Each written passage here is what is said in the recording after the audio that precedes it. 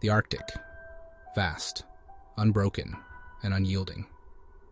A place where the silence is louder than the howling winds, and the cold has a way of creeping not just into your bones, but into your very soul.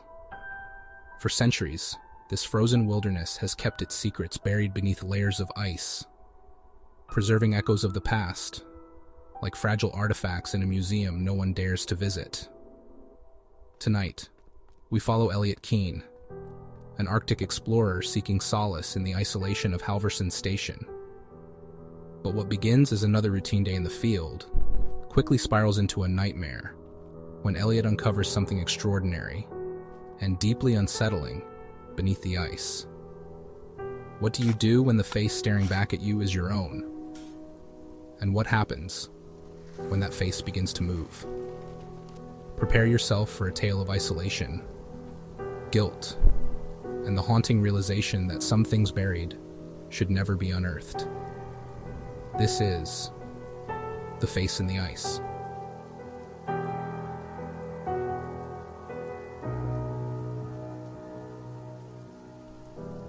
Elliot Keene had always considered the Arctic his sanctuary. To most people, the frozen wilderness was a barren, inhospitable wasteland. But to Elliot, it was a canvas of endless white, unspoiled and eternal. The emptiness held a kind of purity that cities could never match. Out here, it didn't matter that his life back home was a wreck. Failed relationships, estranged family, and a reputation as the odd man out.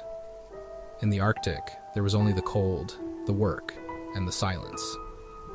Halverson Station was a tiny pinprick of civilization in the vast, unending expanse of snow and ice. The metal building perched on stilts was cramped and utilitarian, with just enough space for the 5-person research team to live and work. The walls groaned under the weight of relentless winds, and the ever-present hum of the generator provided a constant reminder of how tenuous their connection to survival really was. Inside, the team went about their routines, bundled in layers to ward off the cold that seeped into every corner of the station. Elliot spent most of his time cataloging ice core samples, carefully documenting the history locked within layers of frozen water. The work was meticulous and, to some, mind-numbingly dull, but Elliot relished it. He found solace in the repetitive tasks, each drill and analysis a reminder of the quiet purpose he'd sought out here.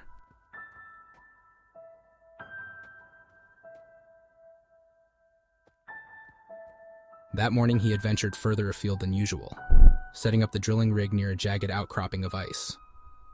The weather was clear, the sky an endless dark void punctuated by stars that seemed closer than they should be. The aurora shimmered faintly on the horizon, casting the ice in an eerie, greenish glow. The drill vibrated under his gloved hands as it bit into the surface. The sound was dull and mechanical, a counterpoint to the eerie quiet of the Arctic. For nearly an hour, Elliot worked without incident, lost in the rhythm of the machine. He was startled out of his concentration when the drill suddenly stopped with a jarring metallic clang. Frowning, Elliot powered down the machine and knelt to inspect the site. He scraped away a thin layer of snow, revealing a surface beneath the ice that reflected the faint light of his headlamp. It wasn't bedrock, that much was clear. The surface was smooth and hard, with an unnatural sheen that sent a ripple of unease through him. His gloved fingers fumbled for the small pickaxe strapped to his belt. He began chipping away at the frost, his breaths coming in short, visible puffs in the freezing air. With each swing to the surface grew clearer, until finally the face emerged. Elliot staggered back, his boots slipping slightly on the slick ice. He stared in disbelief at the visage beneath him. It was his face, his nose, his high cheekbones, the thin scar above his left eyebrow, a memento from a childhood fall that no one else would even notice. The features were exact. The frozen figure lay perfectly still, its closed eyes giving it an almost serene expression. The ice was cloudy in places, but there was no mistaking the resemblance. His mind raced for explanations, each one more absurd than the last. It was impossible.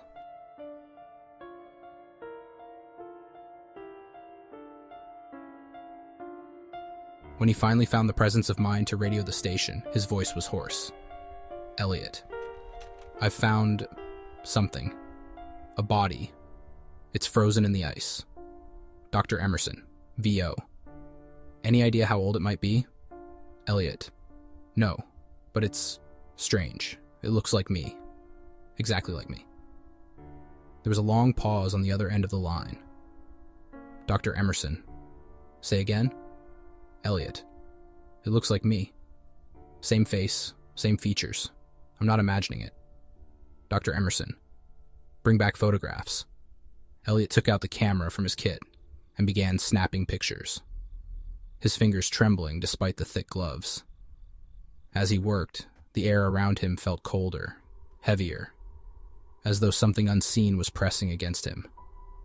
The wind had picked up, keening softly across the ice. And for a moment, Elliot thought he heard a whisper carried on the gust.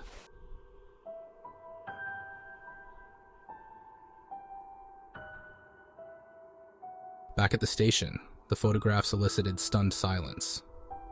Dr. Emerson, a no-nonsense woman with a deep furrow perpetually etched between her brows, stared at the images for what felt like an eternity.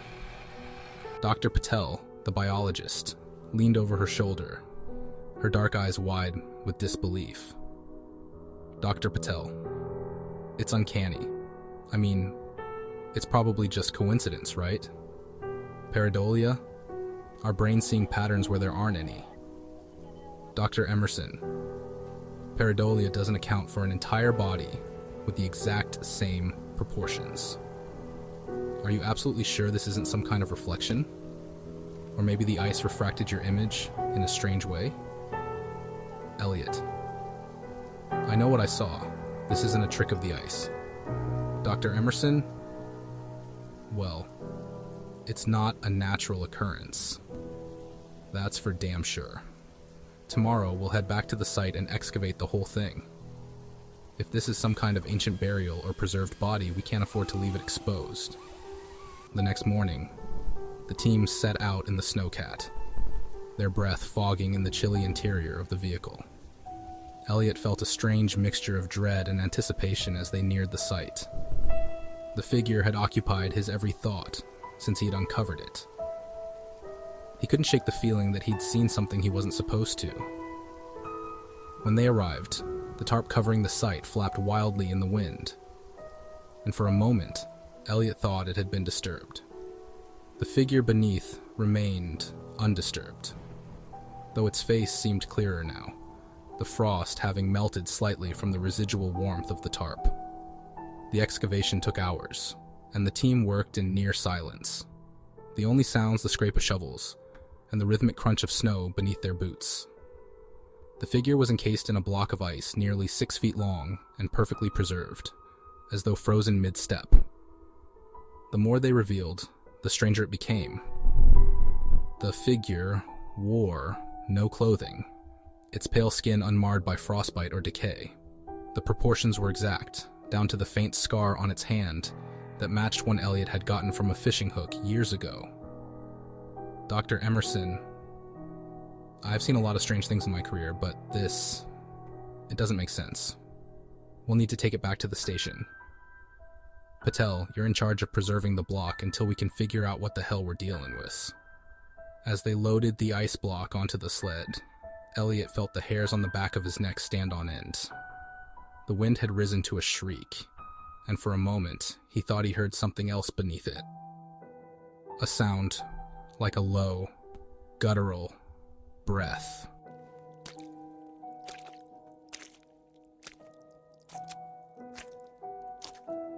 Back at the station, the block was stored in a temperature-controlled room, its ominous cargo casting a long shadow over the team. Elliot lingered in the storage area after the others had gone, staring at the figure. It was surreal, impossible, and yet it was there. As he turned to leave, a faint creak broke the silence. He froze, his heart hammering in his chest. It was coming from the ice. A soft, deliberate sound, like something shifting just beneath the surface. Elliot backed away slowly, his breath catching in his throat as the sound stopped. But the figure's face, so serene just hours ago, seemed to carry the faintest trace of a smile. The ice block sat in the station storage room like a silent witness. Frost clung to its surface, refracting the pale light of the overhead lamp into ghostly patterns on the walls. Elliot couldn't shake the sensation that the figure's presence was influencing the atmosphere of the station itself. The air inside felt heavier now, colder, as if the freezing Arctic night had seeped into their sanctuary. The rest of the team dismissed his unease, chalking it up to exhaustion or stress. Dr. Patel and Emerson were too absorbed in their analysis of the figure to entertain what they called paranoia. Patel was meticulously documenting the ice's layers, trying to determine how long the figure had been frozen. Emerson, ever the pragmatist, was focused on the logistical challenges of preserving and eventually transporting it for further study. But Elliot couldn't stop thinking about the creak he'd heard the night before, or the faint impression that the figure's serene expression had shifted, just slightly, into something more sinister. He wanted to tell Emerson, but how could he explain a feeling, a gut instinct, without sounding insane? That night, Elliot woke to the sound of something faint but persistent, a dripping noise.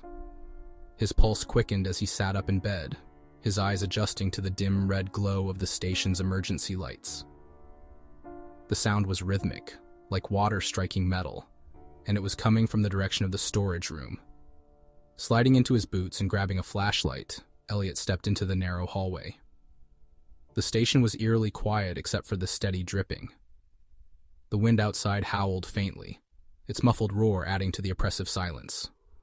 As he approached the storage room, the air grew colder. His breath misted in the beam of the flashlight, and frost had formed along the edges of the door. Swallowing hard, Elliot pushed it open. The ice block was melting. Water pooled on the floor beneath it, seeping toward the drain in slow, glistening rivulets. Elliot's flashlight beam caught the figure's face, and he nearly dropped the light. The figure's eyes were open, wide and unblinking. They stared directly at him. The pupils were dark voids, impossibly deep, and they seemed to swallow the light from the flashlight. Elliot stumbled back, his boots skidding on the wet floor. Elliot, impossible. He forced himself to look again, his mind scrambling for an explanation. Was it some trick of the ice refracting the light? Had he imagined it? But no, the eyes were still open, locked onto him. He rushed out of the room, slamming the door behind him. His heart pounded as he leaned against the cold metal, struggling to catch his breath. He needed to tell the others, but as he opened his mouth to shout, the words died in his throat. From inside the room came a faint sound, a soft, rhythmic tapping, like fingers drumming against glass.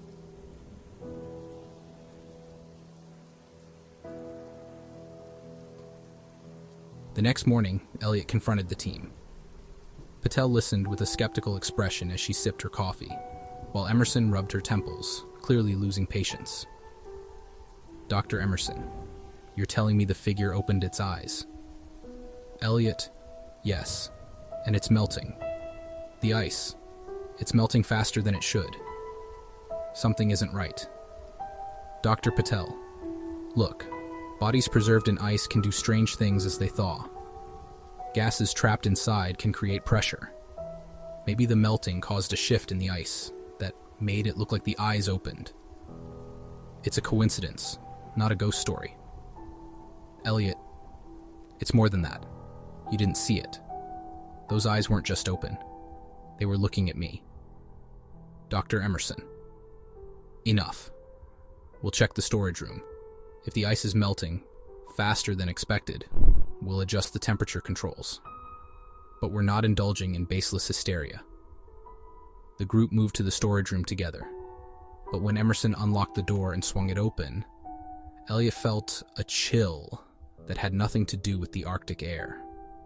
The ice had melted even more overnight. The figure's face was now fully visible, and the body within was unnervingly lifelike. The skin, pale and waxy, showed no signs of decay, as though the figure had been frozen yesterday instead of centuries ago.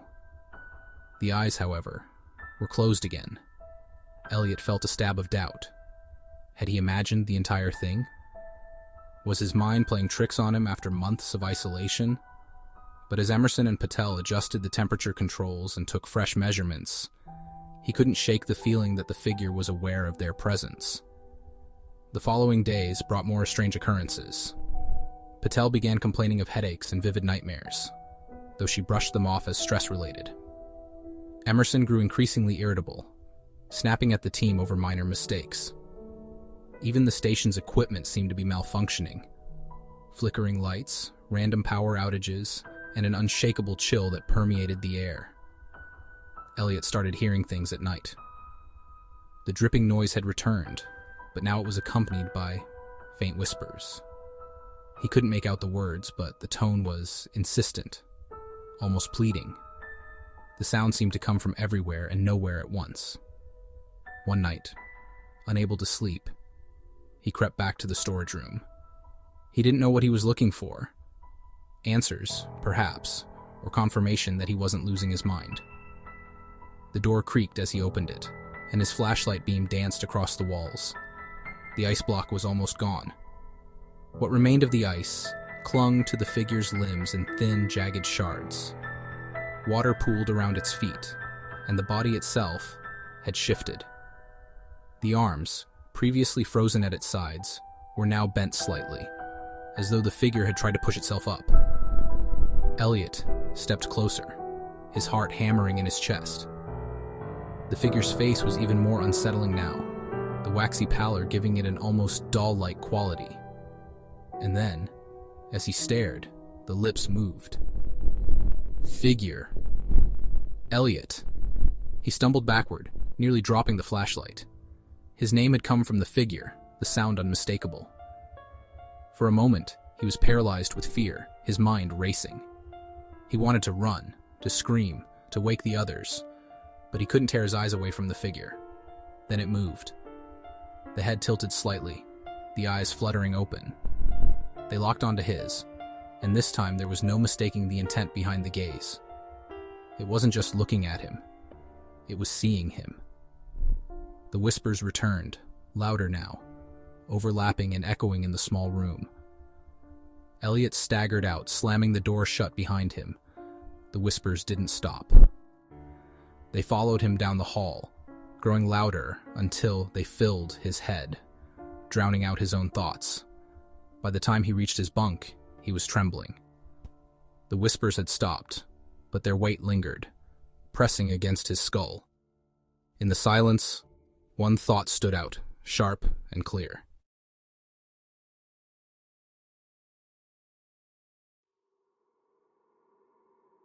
Elliot's mind raced as he sat on the edge of his bunk, staring at the door as though it might burst open at any moment. The whispers had stopped, but the silence felt worse. It was a predator crouched in the dark, waiting. The station's thin walls groaned under the pressure of the Arctic winds, each creak making him flinch. He knew he couldn't keep this to himself anymore. Whatever was happening with the figure wasn't natural. He wasn't imagining things. Not this time. His pulse hammering in his ears, he grabbed his jacket and rushed to wake Emerson and Patel. By the time the three of them were standing outside the storage room, Elliot could tell the others were starting to doubt themselves. Patel looked pale and drawn, her normally sharp features softened by exhaustion. Emerson, though stoic, had a rigidity to her posture that betrayed her unease. Elliot, before we go in, I need you to believe me. It's not just melting. It's alive. It said my name. Dr. Emerson. Elliot, let's keep our heads. We'll check the room and go from there. With a deep breath, Emerson pushed the door open. The ice was gone. The block, once a solid obelisk encasing the figure, had melted completely, leaving only a shallow pool of water on the floor. The figure, no, the body, was upright. It stood at the far end of the room, its pale skin glistening as though freshly thawed. Its head turned slowly toward them. Patel let out a strangled cry, stumbling backward into Emerson. The body, Elliot's duplicate, was no longer serene or lifeless. Its eyes gleamed with a dark intelligence, and its lips curled into a faint, mocking smile. Elliot felt rooted to the spot, his body paralyzed by an instinctive, primal fear. The figure took a single step forward, the sound of its bare foot on the metal floor echoing like a gunshot in the small room. Dr. Patel. What is this? How is this possible? The figure raised a hand, mimicking a gesture Elliot had made countless times, fingers brushing his temple, the same unconscious motion he used when deep in thought. The familiarity of it sent a fresh wave of terror coursing through him. Elliot, I don't know what you are, but you're not me. The duplicate tilted its head as though considering his words. Then it spoke, its voice a perfect replica of Elliot's own. Figure, I'm what you left behind. The room seemed to tilt, the air growing heavier with each word. Elliot felt a crushing weight settle over him, like the ice itself had descended to suffocate him. Dr. Emerson. Move! Now! She barked, shoving Elliot and Patel out of the room. The three of them bolted down the hallway, the sound of their boots pounding against the metal floor drowning out everything else. But as they reached the control room, Elliot realized with a sickening certainty that the whispers had returned. Only now they were louder. The lights flickered overhead, casting the station in a strobe-like glow. Emerson slammed the door shut behind them, spinning to Patel. Dr. Emerson, seal the storage room. I don't care how. Lock it down. Patel rushed to the console, her hands trembling as she input commands. Elliot leaned against the wall, his breath coming in ragged gasps. The whispers filled the room, overlapping and growing, until they were a deafening roar. And then, silence. The lights steadied, and for a brief moment, the station was still. Dr. Patel, did it work? Before anyone could answer, the door to the control room creaked. Slowly. All eyes turned toward it. The handle twisted, and Elliot's stomach dropped. The duplicate stepped inside, its movements fluid and deliberate. Its eyes scanned the room, locking onto each of them in turn. When they landed on Elliot, its expression shifted into something almost sympathetic. Figure, you can't escape me. You've carried me all this time. Elliot, I don't understand. What do you mean? The figure took a step closer, the air around it seeming to darken. Figure, every failure, every lie, every regret. I am the weight you buried here. And now, I've come to reclaim what's mine. The words pierced Elliot like a dagger. Memories flooded back, things he had tried to forget. The time he'd abandoned his brother during a climbing accident, too scared to help. The lies he'd told to escape, responsibility for his actions. The guilt he'd buried deep, hoping the Arctic's isolation would erase it. Elliot. No, that's not true. I've moved on. The duplicate smiled, a cold and knowing expression. Figure, you can't move on from yourself. Before anyone could react, the figure lunged. It moved faster than seemed possible, its outstretched hand aiming for Elliot's throat. Emerson stepped in its path, swinging a crowbar she'd grabbed from the wall. The impact landed with a sickening crack, but the figure didn't flinch. It turned its gaze on her, and with a single shove, sent her sprawling to the ground. Dr. Emerson, run, she shouted, blood trickling from the corner of her mouth. Patel grabbed Elliot's arm, pulling him toward the exit. They burst into the hallway, the duplicate's footsteps echoing behind them. The station's narrow corridors seemed to twist and stretch, the shadows deepening as the lights flickered again. They reached the generator room, slamming the heavy door shut behind them. Patel leaned against the console, her breaths ragged. Dr. Patel. What the hell do we do now? Elliot's mind raced. The duplicate wasn't just a physical threat. It was a manifestation of something far worse. It wasn't here to kill him. It was here to consume him, to take back everything he'd suppressed. Elliot, there's only one way to stop it. Dr. Patel, what are you talking about? Elliot, I brought this here. It's a part of me. If I don't face it, it won't stop. Before Patel could protest, Elliot opened the door and stepped into the hallway. The duplicate stood at the far end, waiting. Its expression was calm, almost gentle, as though it had expected this all along. Elliot walked toward it, his legs trembling but his resolve firm. Elliot, what do you want from me? Figure the truth. Elliot, I'm sorry for everything, for the people I've hurt, for the things I've done. I can't change the past, but I won't run from it anymore. The duplicate smiled, its form beginning to waver. Figure, that's all I needed to hear. The air around it shimmered, and in an instant, it was gone. Elliot collapsed to his knees, the weight in his chest lifting for the first time in years. Patel and Emerson found him moments later, their expressions a mix of confusion and relief. Dr. Patel. What happened? Elliot. It's over. As they made their way back to the control room, a faint whisper echoed through the station.